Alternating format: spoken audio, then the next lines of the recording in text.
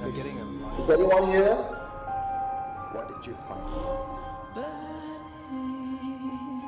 You are listening to Supernatural Confessions. Hey, Hello. hello Happy everyone. Wednesday, everybody. It's a happy hump day. Yep, that's how you It's know been it's a a hump day. yeah, it's a busy week. Actually, I had a pretty good week so far. So, you know, how about you, Bill? It has been a fulfilling and satisfying week. Um, and yeah, all around very positive, very positive. It's been very sunny, but um, It's been very sunny. yeah, it has been very sunny. Well, that's true. But I mean, it did rain today, but it is what it is. You're gonna get some rain once in a while. we don't talk about the rain. Okay, we don't talk Not right about the now. rain. Not right now. All right. Well, today's quite an interesting episode. We're talking about something not too far from home, actually. It's a story of the Tikbalang. I'll go Hmm. into a little bit more detail later, but it's from the Philippines, and if you do have friends who are Filipino, this stream actually is quite interesting for them to listen into. And for those that aren't Filipino, this will be a very interesting story of another interesting creature from Filipino folklore. So Yes, we let's go we ahead. very much expect it to be extremely informative, even to those that do not know anything about the Philippines. Yes. Yes. Um, So, why don't we jump in? It's a bit fast, but let's go. I'll tell you guys a brief history of the Tikbalang. So, the Tikbalang is actually a legendary creature from Filipino folklore. It's commonly depicted as having a human-like body with a heads of hooves and horse. You can actually see the photo. There you go. Um, like a body with a head and hooves of a horse, standing quite tall. It has thin limbs that can reach, branches of trees. Now, some legends actually suggest that the tikbalang has the ability to shapeshift into other forms of sizes, Mhm. making it quite difficult to identify as, the tikbalang itself. While the tikbalang is typically known for its mischievous nature, playing pranks on travelers who wander into its territory and confuse them, it's also associated with protecting the environment. In some versions of the legend, the tikbalang is considered to be a protector of the forests and natural habitats, symbolizing the duality between humans and nature, and only really harming those who disrespect or harm nature. There are also quite a few versions Hmm. of the legend where it seemed to be a benevolent creature, and in these interpretations, the Tikbalang may act as a guide or a ally to humans who show it kindness and respect. Now, although traditional folklore suggests that the sacrifice or a sacrifice or offering may be made to the Tikbalang to gain its favor or appease it, it's quite important to note that it's not really a practice that is mainstream in the Filipino culture and not widely practiced. Now, the offerings may include food such as fruits or animals like chicken, pigs, or cows, and in some cases, even stuff like tobacco or alcohol. Now, Yeah, whilst, that I was about to chime in on that. oh, yeah, I did I was not privy to the whole thing of like sacrifices. yeah, Was not expecting there to be any human sacrifices. No human yeah, sacrifices. I think tikbalang. yeah. So far, Tobacco, tobacco. yeah, Yes. mainly tobacco and alcohol. And, that's Mm. actually given usually by shamans or mediums who, are trying to appease the spirits. If I was Now, a spirit, I would take tobacco and alcohol. yeah, I mean, why not, right? Humans, we don't even need to appease anything and we might still do it. Yeah. Um, while the sightings are few, actually, recently in 2020, a Filipino celebrity, her name is Kim Chu, was told by a psychic friend that had apparently seen a tikbalang in a photo that she posted on Instagram. Overall, the tikbalang is quite an important part of the Filipino folklore and mythology, and is Mm. often used in art, literature, and other forms of media to represent the country's rich cultural heritage. It's also been featured in various forms of media such as movies, TVs, video games, and comics. If you're actually interested, you should check out Trace on Netflix, which actually highlights the tikbalang and other folklore creatures from Filipino folklore. Yeah, So it's a really great show. yeah, that's actually that's a brief introduction of the tikbalang. But before I actually move on, I did mention sightings are quite far and few in between, but I did Mhm. manage to actually find one from a Filipino chat room. This guy's name is actually, well, it's actually Pimmy Boy. So Pam Boy, sorry. Amboy. Let Okay. me, yeah, Pam Boy. I don't know. It's actually originally written in Tagalog, so I actually had someone kind of translate it for me. Hey, So that's good. Yeah, that's good. yeah, let me just give you, let me just read this story out for you guys. So this frightening experience actually took place in February 6 years ago when we visited our ancestral home. We were all busy cleaning the surroundings when my grandmother borrowed a jungle bolo or machete from my mother. Since we were so busy, nobody asked what my grandmother intended to do with the machete.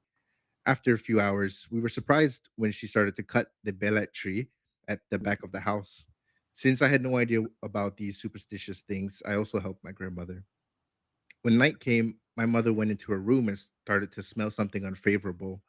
Although nothing wrong had happened during the night, I wondered what that stinky smell reached, why it reached every corner of the house. Now, before we went to sleep that night, a few things fell down from the cabinet. It wasn't done by a rat because those things were quite heavy. My mother said that this may have been something to do with cutting down the tree, the bellet tree at the back of the house. The next morning, we started to ask questions and found out that the bellet tree is often a habitat for many unseen creatures, creatures of different natures compared to humans. We visited a known spirit doctor in the village and told him what happened. We explained that the house was filled with a stinky smell after we cut the bellet tree, and we thought it was a capri, which is another Filipino creature from folklore. But according to the spirit doctor, it's a capri only smells like cigarettes. Since it was so stinky, it was a tikbalang. Now we got Oh. scared because the tikbalang likes to sleep with women and impregnate them, especially if the women use hard-smelling perfumes. Because of that, I tried to stay awake the next night to look after my mother. I wanted to Mhm. make sure that the tikbalang would not touch her. Now, what we did to at least fix that problem was we set a date with the spirit doctor to do something for the tikbalang to appease it. He performed the ceremony to transfer the tikbalang to another habitat, and after that, everything was back to normal. Yeah, so that was actually a Wow. story of a first-hand Wow. account of a tikbalang. And I think you mentioned it was pretty modern. Um, Yeah, yeah. So I mean, this happened about 7 years ago from today. So it's quite recent, even more recent. Well, I mean, the more recent one would have been Kim Chiu's photo in 2020. hmm, wow, that's really really that's spooky. That's really spooky. Yeah, Um, I, actually, I maybe if we could pull up the photo, it's actually M8. If Elvin, you could help us pull that up. is there a photo? Oh, Ooh, okay. yeah. So you can see like this is actually what she posted, and apparently one of her psychic friends messaged her and basically said, there's something in this window. You can, if you have the third eye, you're able to tell. But obviously, when she was there, she couldn't see anything. Hmm. And I think even if we look, I guess if you really superimpose, you can kind of see, I guess the look of an eye, but Yeah, it's I could quite see hard to two see. eyes. I could see two eyes there. Yeah. So Looking back. this thing it's even though the sightings are quite rare, it still happens and people still see it. Yeah. Um, and we're gonna go a little bit more into detail of the Tikbalang and its history. But so Bill, why don't you take us into the history of the Philippines first? Yes, obviously we've got to put the Tikbalang and the people and the culture that it supposedly resides with into a little bit of context. So what we're what I'm going to be talking about right now is pre-colonial Philippines. Just to give it a little bit of a background. So loading. So during the early period the Fi- of the of the Filipinos. They were composed of different groups that came from different parts of Asia. With different groups, they formed their own community systems of education and religious beliefs. Um, it's believed that they were about 50 to 2,000 like individual communities scattered around the Filipino like islands in various states of development. But it is widely known, widely accepted by a lot of academia that like the Filipino civilization at that time was fairly advanced compared to the rest of the world. So you can see there, right, on the map, there are some examples of, like, where the where kind of sites of these Filipino communities might have been, and Yeah. also kind of like migration paths as well, because one of the key indicators of a of a advanced ancient civilization is their ability in sailing, and and in particular, blue water sailing, like ocean going vessels. So I we have a picture of one of these vessels. Um, yeah, there you go.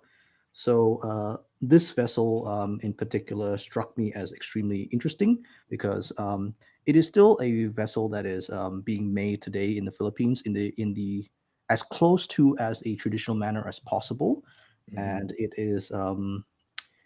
it's very it's something you would not expect to see, because it's widely believed, um, not widely believed. It's we there are quite a bit of archaeological evidence that, like, this type of boat was probably the like was inspired by the Chinese, like, immigrants, and also the Malaysian immigrants that sailed over. So they obviously brought their ideas and technologies over with them, and it influenced the local Filipino cultures that they came into contact with. So that's why in this period you have different, like, religions and ideas, and even, like, some, like, levels of even, like, quite advanced like warfare even. Yeah. So it's I mean, it's you also something. need to remember, like, the Philippines, even then, was still an island of, now it's about, I think, 7,000 different islands.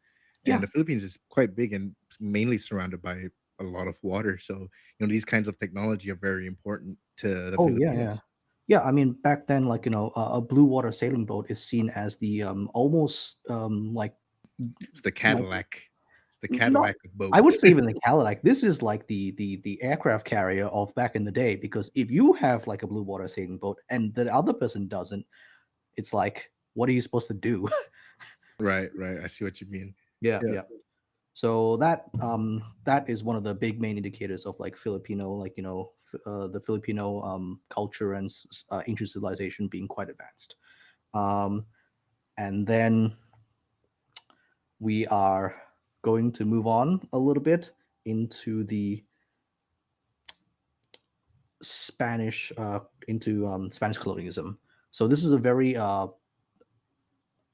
traumatic point in history for the Filipinos, because if you've ever read a history book, the Spanish were in the Philippines for an extremely long time. They Yeah. occupied the Philippines for about 333 plus years. So that is a that they held on to the Philippines for very close to the end of colonialism as a construct. So Hmm. Hmm. yeah, and it definitely was not, in the very beginning. It was not a peaceful undertaking. So this guy called Ferdinand Magellan, who was the navigator and explorer that headed the first Spanish fleet to the Philippines. And when he made landfall in Cebu, in Cebu. March, Cebu, in 1521. Essentially, he was trying to establish a small Spanish colony. Now, obviously, that's that's kind of rude, isn't it? That's Hmm. really Yeah. rude. Yeah, actually, when you're talking about the history of this guy, it's actually funny to know, even though he was sailing for the Spanish, Yeah. him himself, he's actually Portuguese, which is just great. Yeah, yeah, yeah. So this man was also the he was also the main reason why the Spanish started importing horses into the Philippines. It was because of his first foray that Philip II sent two more expeditions into the Philippines, And shortly after the Philip II sent those expeditions, he met his untimely end because of well, the Filipinos did not like what he was doing and promptly asked him to leave. Hmm. Yes.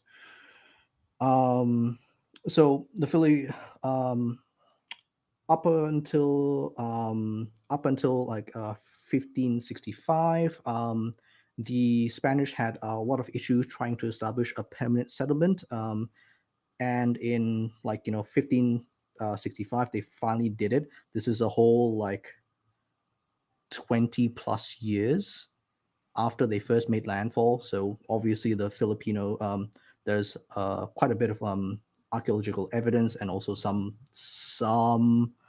surviving like kind of like pictorial accounts of the Filipino pseudo kind of like towns and cities trying to fight off the Spanish because yeah, it's not good. It's no it's when you're being invaded. Hmm. So it took them about 20 plus years to um, to have a proper foothold in the Philippines, and that was obviously the Spanish city, and that led to the founding of the Spanish city of Manila that was in 1571.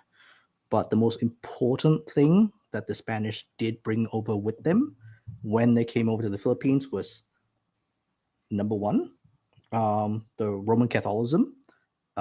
They brought a lot of missionaries with them, and using those missionaries, they were extremely successful in essentially warping and changing the Filipino culture to suit their needs, either either vilifying them in terms of like boiling them down to like a goblin or a devil, something that the Catholic priest needs to exercise, or even like elevating them to like maybe like a guardian or something like that. Hmm. Hmm. Now the second thing they brought over, which is the an extremely disturbing thing, is a um, a form of governance known as the encomiada. So a little bit of it. The encomiada is a legal system that the Spanish used to define the status of the indigenous populations of their empire. And essentially, when you boil it down, it's a system of tribute that forces the local population into forced labor and also giving up any lands and valuables they might have.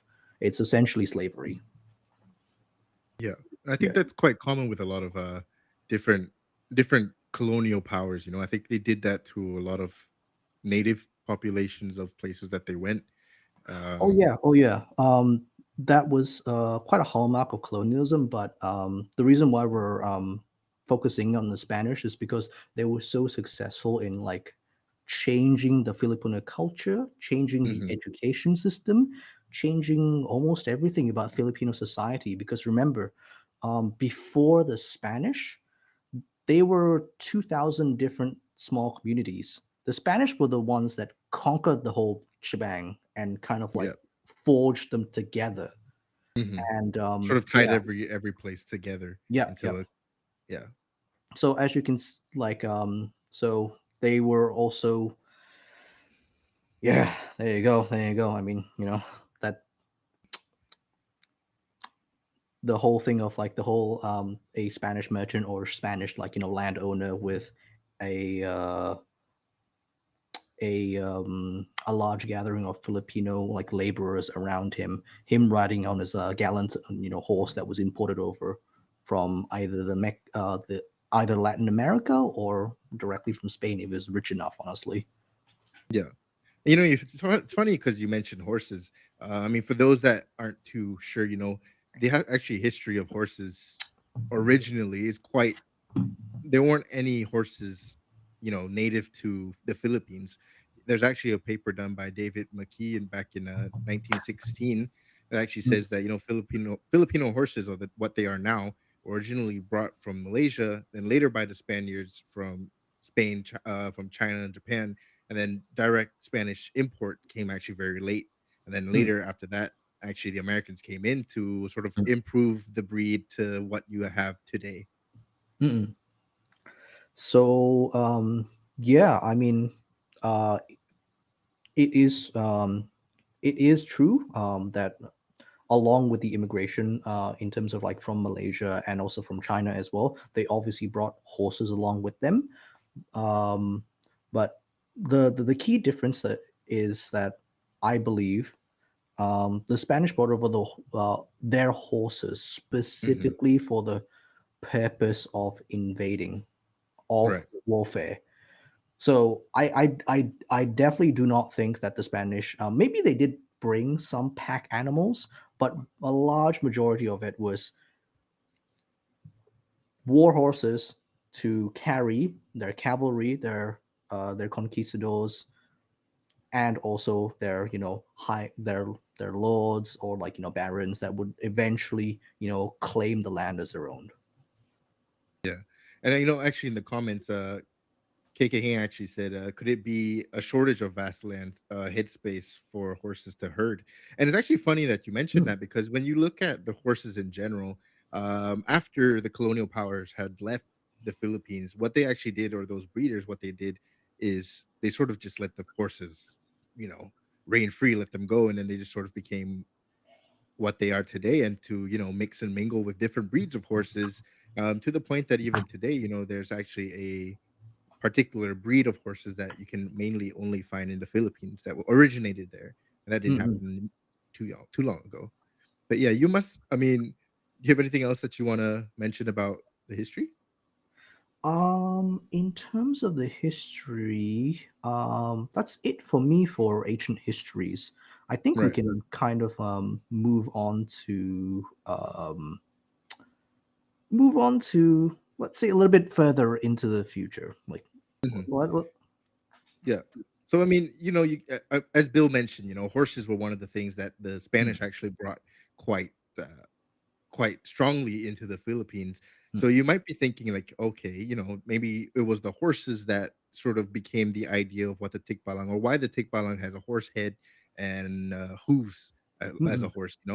But actually, if you look back at the ancient Filipinos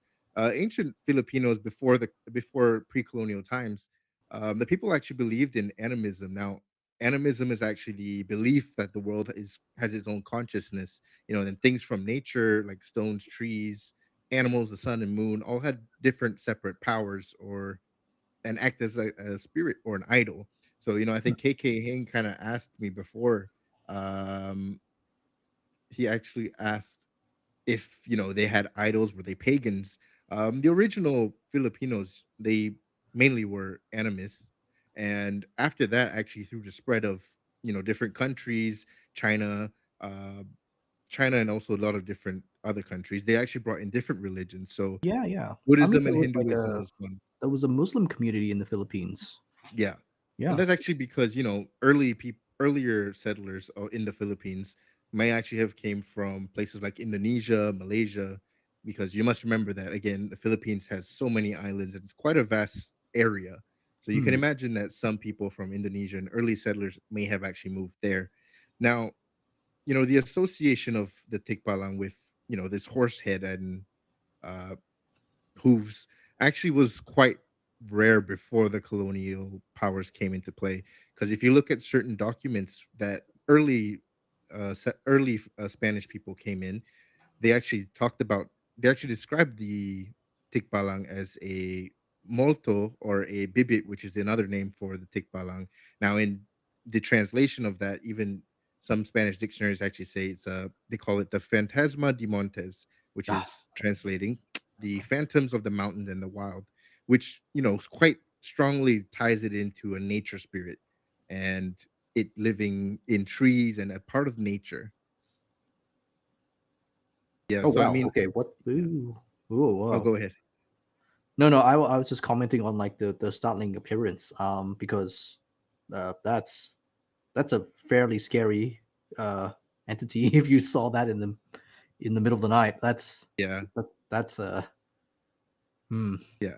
I mean, even like so even after that, before even the Spanish came, some people actually tied the Tikbalang's image of what it is back to Hinduism to a god called Hayagriva, which I think some of our viewers may know.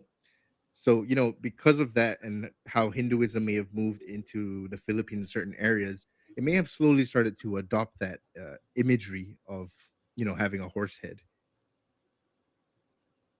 Yeah. Okay, okay, okay, okay. So there, I hmm. So it's interesting that the Tikbalang kind of like turns like into a from a shapeshifter into a being that is commonly associated with a horse head, Mhm. because I think in your descriptions in the like in part of your descriptions it has the ability to shapeshift, or Yeah. is Yeah. does And I it? mean, Okay. yeah, I think what's interesting to know is, shapeshifters in general, they're quite hard to identify. So it's a very curious thing because if you look at other Filipino creatures, the tikbalang has also been tied to and sort of associated with the different types, and that's mainly because there's so many types, and it being a shapeshifter, it could be everything. So I think Kekihing also asked what a Capri was. So you remember in the story I spoke about how the person who was experiencing the had that experience said that it couldn't have been a Capri. Now, the Capri is a giant tree spirit that's actually commonly found also in the Philippines in folklore. Now, like the Tikbalang, it's said to be mischievous and sometimes malevolent creature. In some of the different versions of the legend, the Capri is actually depicted as having a horse tail or equine features like a horse as well. And that's not the only one. I think even in early descriptions of in different Spanish dictionaries, they were also likened to another Filipino creature called the Tianak. And the Tianak itself is a vampiric creature in the Philippine mythology that takes on a form of a baby or a child. Now, however, in some of the legends, it's also said to have hooves of a horse. And Oh, that's okay. not, yeah, it's So not, and that's that's a not the, pretty common thing, like in Filipino culture. Then, like yeah, some and horse like features, and I don't yeah, think and the was the vampire the Te Anak, was it? yeah, Te Anak, Tianak. is that Yeah. like a shapeshifter, or is that like its default? Well, it's sort of said to be its default. Its form is a baby, mainly a baby or a child. But it's some parts of it says that it also has like hooves of a horse, or I guess if you want to tie it into having the look of a typical devil. The devil is also sometimes portrayed as having hooves and hooves of a horse or a goat. Yeah, yeah. But it's very interesting that like you have you have two supernatural beings that have one commonality, which is their horse-like features. One obviously Yeah, stronger than the other, but still, it is a commonality because if you're talking about the devil, right? If you're talking about like depictions of the devil, it's usually a goat. yeah, It's not a horse. Yeah. yeah. And I think, even like you mentioned earlier about, the shapeshifters are different kind. There's actually another creature from Filipino folklore. It's called the Nuna sa Mm. Punso, sorry. It's a dwarf-like creature that's said to live in anthills or mounds of dirt. And while it's not typically depicted as having equine features, some versions also suggest that it is a shapeshifter and it can Hmm. take on different forms. So it could be a horse, it could be an animal, it could be another animal, it could be a lot of different things. Something that's also quite interesting. I think people may be able to relate to this a bit more. The Manangal, which is quite closely related to the Panangal, Mm. um, is of another vampiric creature. It's said to be able to detach its upper body from its lower half through and fly through the air. Oh. Also, not having equine features, its behavior suggests that it can also take on different forms, which it ties it back in with the Tikbalang. Now, like us telling you this, it could be very different because the different descriptions of what the tikbalang is actually shows that all these different forms, it could be a central creature or a, let's say, a spirit that Mm. over time through different forms of just people in general and different ways of telling the story, everyone's kind of ties it into a singular form that maybe the tikbalang, maybe the capri, could be a lot of different things. Now, okay, so what I want to understand is, was the Tikbalang it like documented or envisioned as a horse-like entity before the Spanish came? Yeah. So, there's actually a description of his name was Father Juan de Plasencia. He actually wrote a book back in 1589. It's called The Customs of the Tagalogs. And I'll Hmm. read you a little snippet here. It says, they greatly fear greatly fear and reverence the Tikbalang or Bibit. This is a ghost, goblin, or a devil, as known to the cowardice of the people. Uh, it appears to them in the mountains now as a disguise of an old man, telling them that he is their nono, or I'm suppose I guess it's the grandparent, now as a horse and now as a monster. Now, consequently, in the terrors, they made different pacts with it and traded their rosaries for various articles of superstitious value, such as hair, grass, stones, and other things, in order to obtain all their intent and free themselves from the dangers of the Tikbalang. So, this story Huh. of the Tikbalang having a horse head it didn't come only after the fact of, I mean, actually mainly it only came after the fact when the Spanish came. So previously it's quite strongly known to be more of an ancient spirit, a tree spirit or a nature spirit that doesn't really have a form. Even Huh. another story from Father Francesco di San Antonio in another book called the Chronicas in 1738 to 44. The Tikbalang is another object in which they stand in great awe. Described as a phantom which assumes a variety of uncouth and monstrous shapes, interposing authority to prevent them from performing their duties prescribed by our religion. Wow. Okay.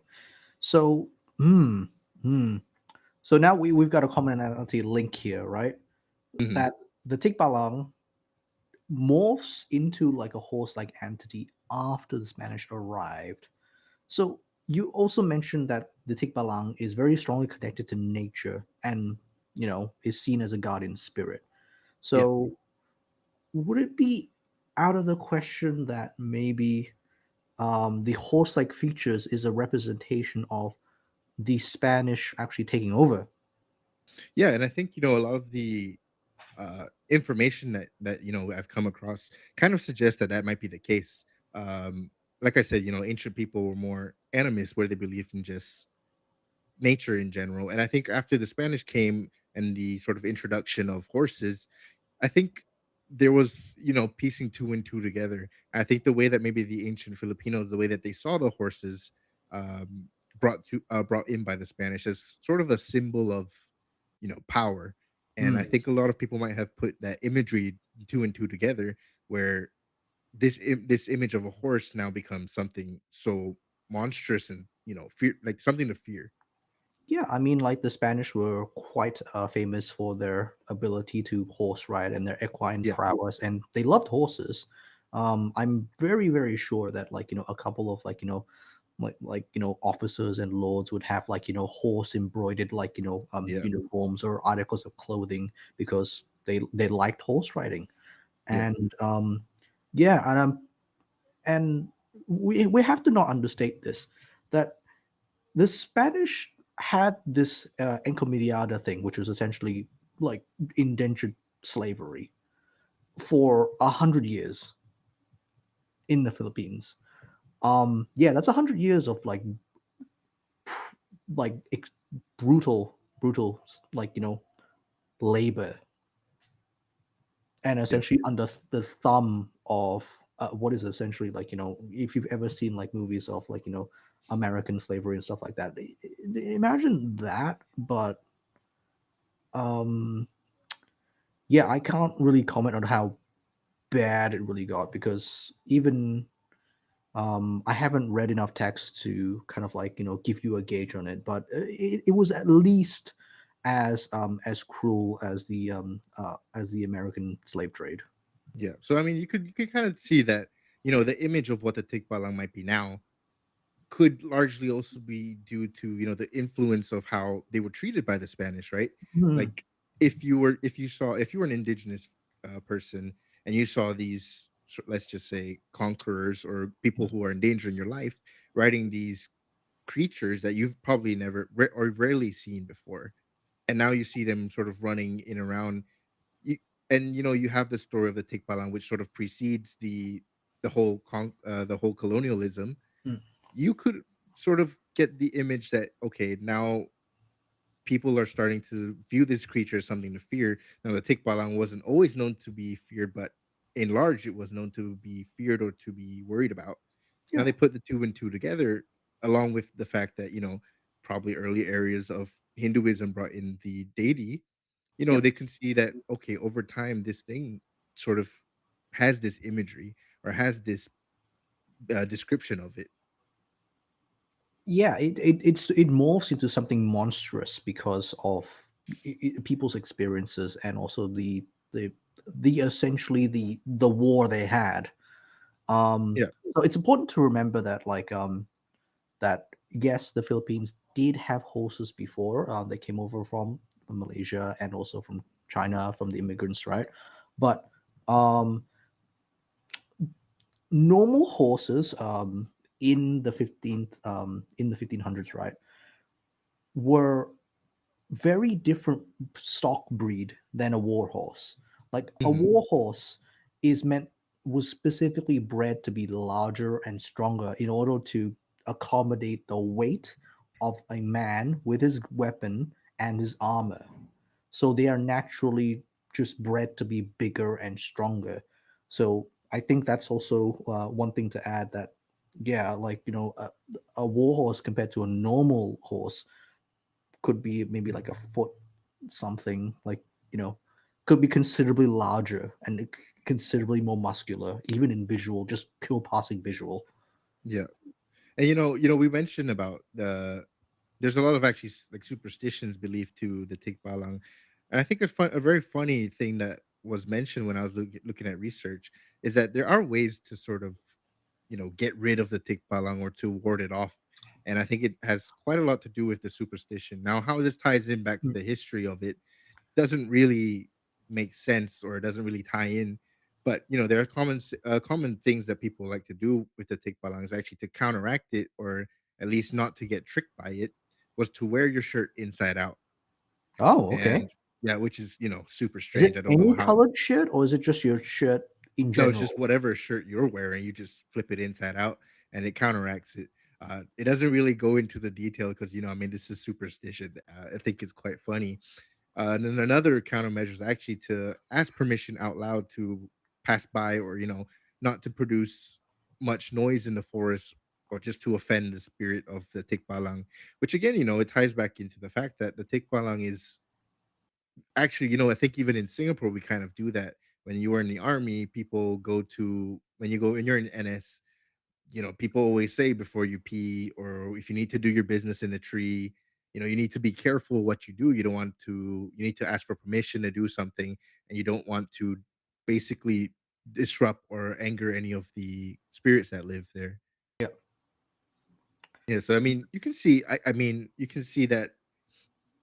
I guess this is quite a prevalent thing in early ancient, I guess Southeast Asian and even Filipino history. Oh, yeah, yeah, yeah. Absolutely, absolutely. But like, but it's very interesting to note that, like, how these things morph and change, which, like, Yeah, when the country essentially gets formed and changes. yeah, um the Tikbalang becomes like a shapeshifter, and it becomes essentially a horse, kind of like yeah. a horseman. Well, yeah, horseman. I mean, like, And people still not describe it. I think people still describe it as a shapeshifter, but it yeah, seems like it has a very definite form now of, like, hey, Tikbalang is this. It yeah, looks like this. It can yeah. change shape. It has that ability, but yeah, It just rarely does it. it just rarely does it. It's even funny to note that actually the tikbalang, you don't see it every time it's around. It's not always there. It's mainly there when it wants to be seen. And All as right. you move past pre post colonialism, it is always seems to be the image or the imagery of a horse like creature. Hmm. Hmm. Hmm. Yeah. Hmm.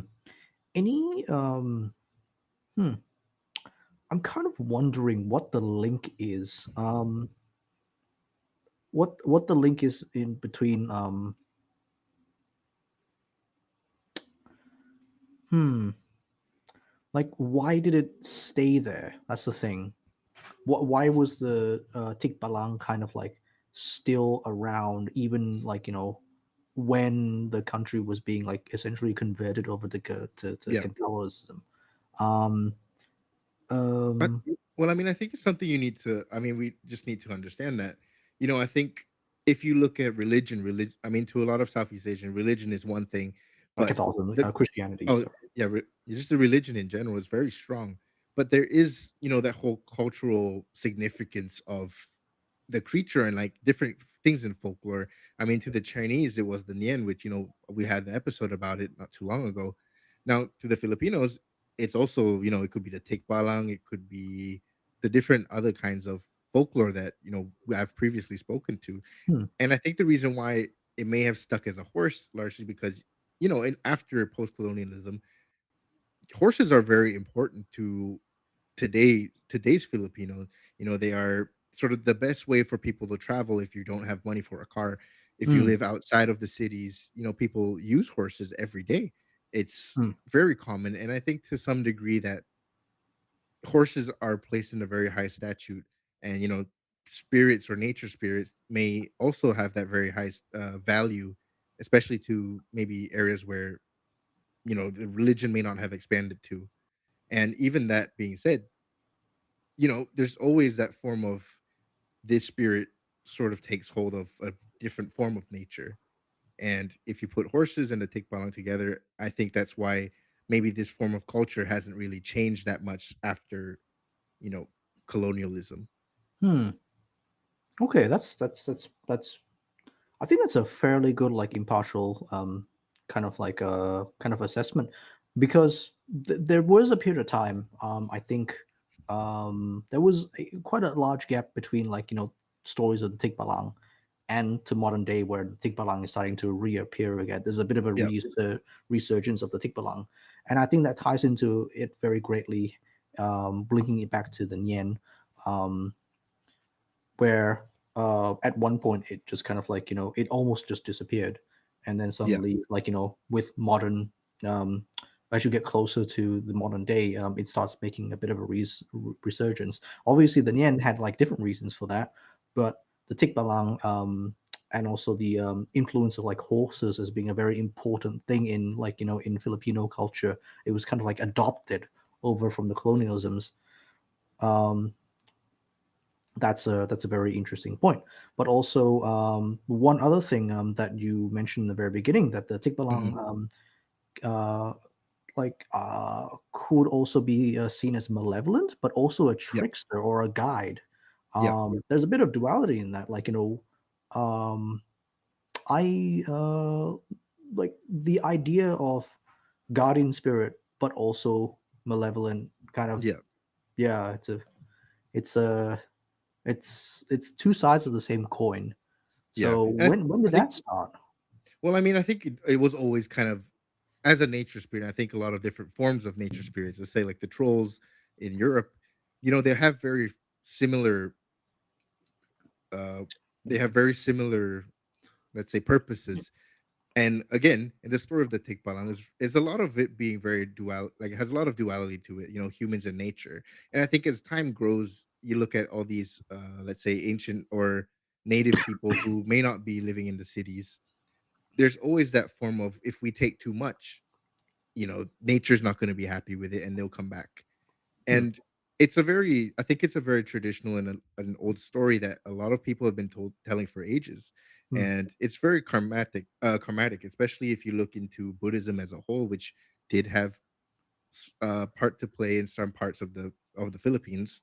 I think these two themes of duality and nature and humans and how we can coexist might be a reason why the story of the Tikbalang has perpetuated for so long to where we are now. Yeah.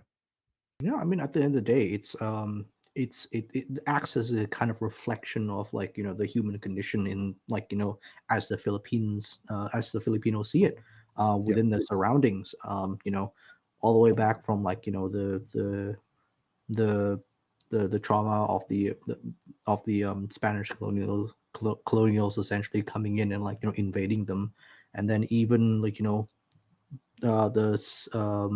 the the civil war in the Philippines when they were fighting for their independence. Um, I think uh, that was when I think like the Filipino people were finally able to like start practicing things openly, and then the Yep. Tikbalang started like gaining a little bit more traction because they were allowed to actually believe in it and not just be you know you're a witch. Yeah, to be told what to do, so to say. Yeah, Yeah, and I think and if you look at a lot of countries in general after going through colonialism, I think having your grasp on your own culture is very important. And I think stories like the Tikbalang in different forms of folklore in Singapore's context, even the stories of Pontianaks, the stories of Orang Minya, all these kind of things are very important to your culture and to know the stories that are being told by your ancestors. And I think even today, and I think today is a very important time in the world to sort of grasp your culture and things that are part of yourself. And I think you can see that in a lot of different forms. Like I mentioned before, there was the show on Netflix, it's called Travis. yeah, yeah, Sorry, yeah. They even they push out the stories of Filipino folklore, and you can see that the Filipinos in general, they're actually very proud of where they are, their history, and where they become now, or what they've become as a country as a whole. So these stories are very important, and I think it's something that will be told for generations and will continuously just grow into whether now for now it's a horse head, maybe next time it's something else. But I think as a whole, the horse head is going to remain, or the tikbalang is going to remain as it is. yeah. I mean, like the modern day interpretation of the Tikbalang has kind of grown into more of like a minor media icon Yep. where there's like comics being like being made of it, and also now we've got like the first animated series. I'm not sure if it was the first, but it is definitely the one that I first came across when I was doing the research for the Tikbalang. And quite honestly, it is something to be proud of. And even if it doesn't exactly super accurately show it depict the Tikbalang as the folklore would suggest, just keeping the idea alive Yeah. leads people to further wanting to understand what this entity is, Yep. and also the lessons that it learns. And it is a very good lesson, like Yeah. don't take too much from the land, or Yeah. else I the agree. land is not going to like it. Yep. I agree. Yeah. I think it's very important, especially in today's situation where we are. But yeah, Yeah, yeah, yeah.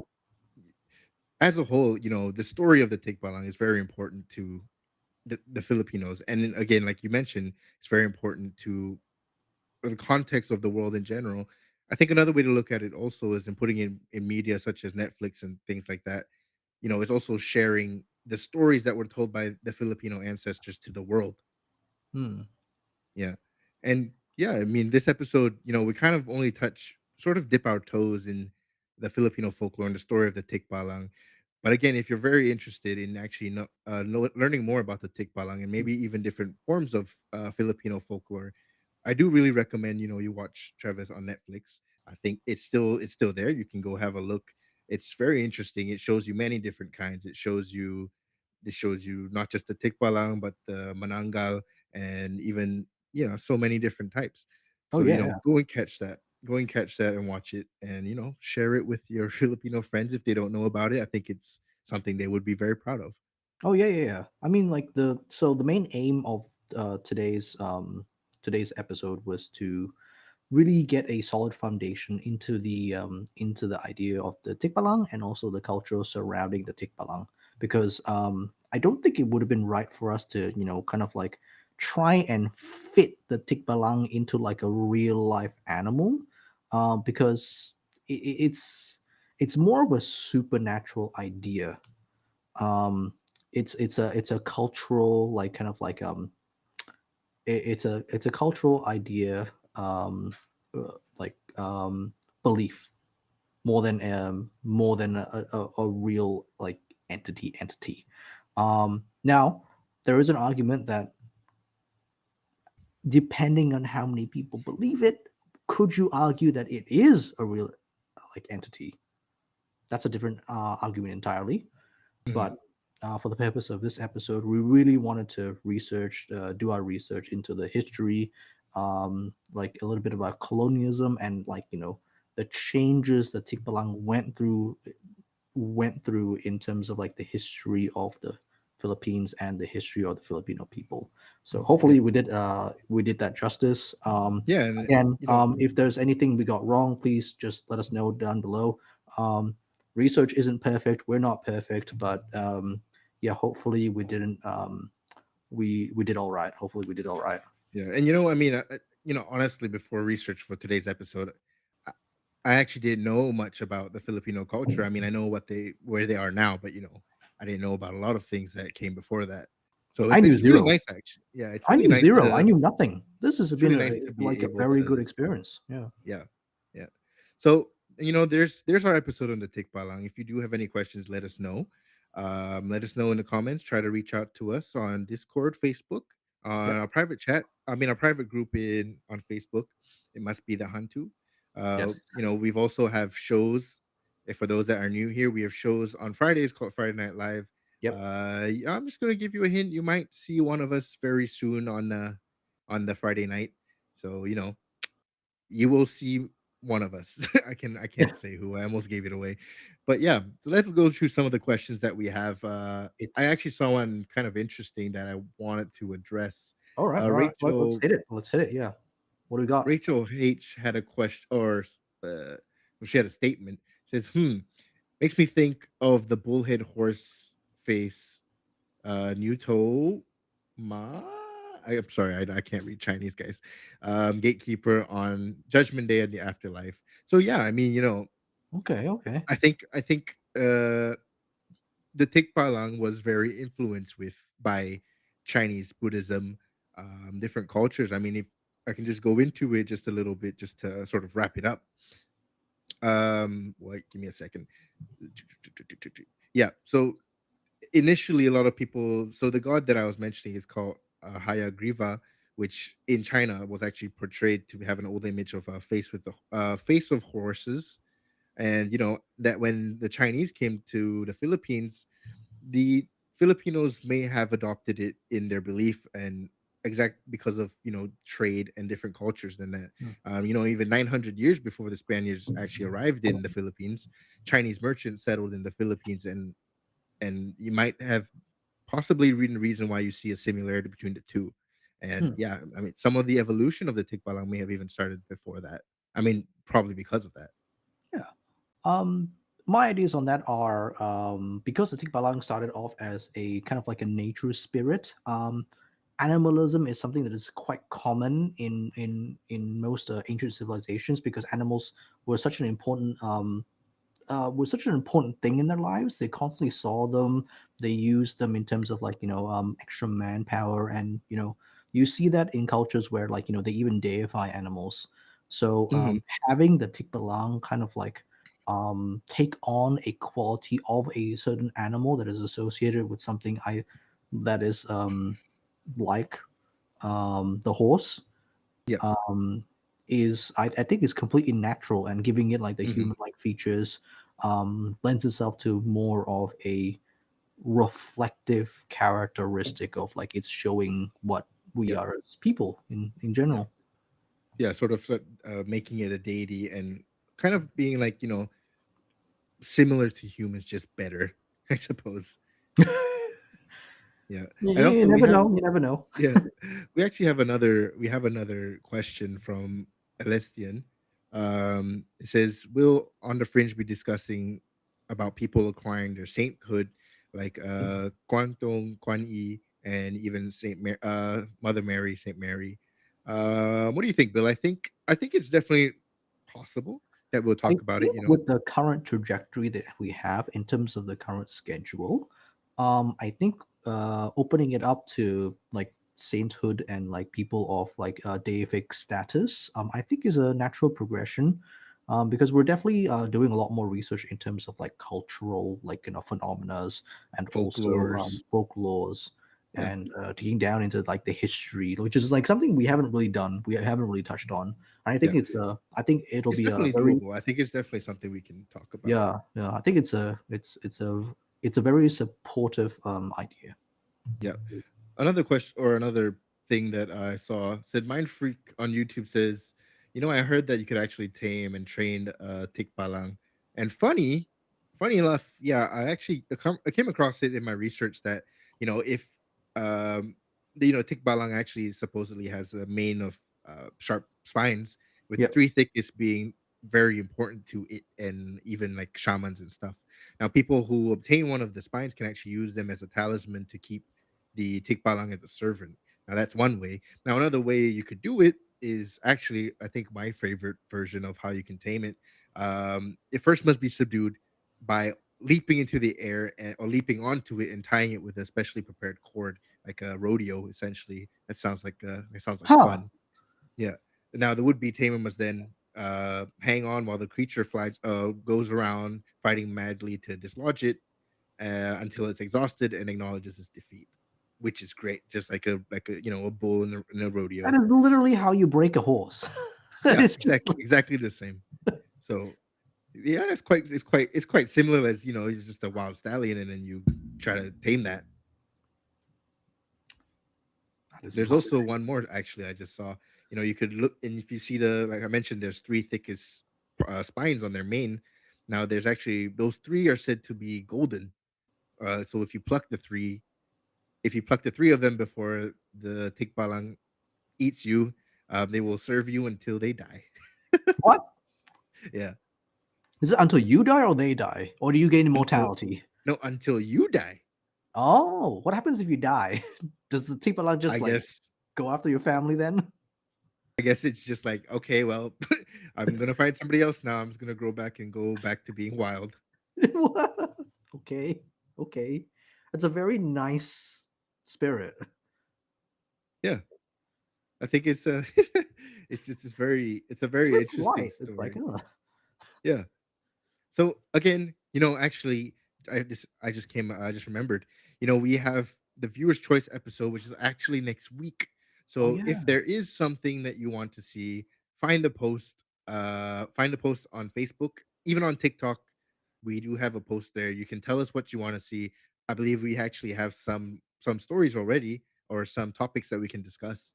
But if you do, remember that we can still put in your post and your stories or the things you want us to discuss, put it on those posts. We will see it, and we will choose the one that is the most popular. And I think there is seems to be a trajectory that due to some very recent phenomenon. I feel like is it? it might be coming. Is it? What is it? I mean, we can't say. I mean, if you've been stuck to the news, especially in America and some parts of Canada, and even some people say China, yeah, it might be a topic that we discuss, Can I finally particularly in bring out those my shotgun? episodes. Yeah, it's time to shoot. It's time to shoot down some things. But yeah, so again, Fantastic. yeah, thanks again. Thank you guys for tuning in. It's been a very interesting episode. There's so much more to bring to you guys upcoming seasons. I mean, upcoming episodes. We have a lot to say. Next month is another month with a lot of different topics again. So Yeah, if there's yeah, again anything you want to see or talk about, let us know, particularly for this coming week. I mean, this next episode. But yeah, yeah. Bill, Check what do you like have? again. My message would be like, yeah, thank you for coming down and supporting us, and yeah, don't forget to like keep tabs on all the social medias because we might have something special coming up very soon. Hmm. Um, and yeah, don't forget to like just like tell us what you think and like comment down below. Like do the whole YouTube things because Yes. it certainly helps on the YouTube stuff.